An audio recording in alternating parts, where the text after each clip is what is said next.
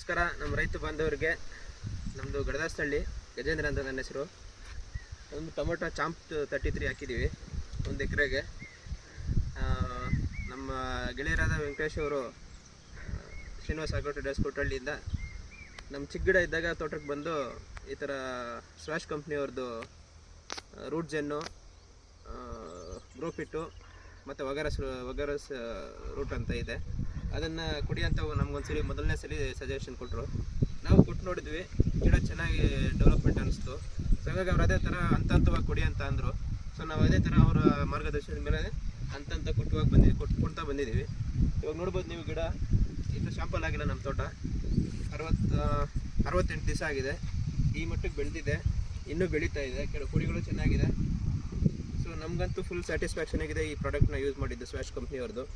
So ನಾನು ನಿಮಗೂ suggest ಮಾಡ್ತೀನಿ, ನೀವು ಯೂಸ್ ಮಾಡಿ. ಯಾಕಂದರೆ ಗಿಡ ಚೆನ್ನಾಗಾದರೆ ನಮಗೂ ಫಸಲು ಚೆನ್ನಾಗಿ ಬರುತ್ತೆ, ನಮಗೂ ರೈತರಿಗೂ ಲಾಭ ಸಿಗುತ್ತೆ. ಸೊ ಹಂಗಾಗಿ ಸ್ವಾಶ್ ಕಂಪ್ನಿಯವ್ರದ್ದು ಪ್ರಾಡಕ್ಟ್ಸ್ ತುಂಬ ಚೆನ್ನಾಗಿದೆ, ನೀವು ಯೂಸ್ ಮಾಡಿ ಅಂತ ಸಜೆಸ್ಟ್ ಮಾಡ್ತೀನಿ.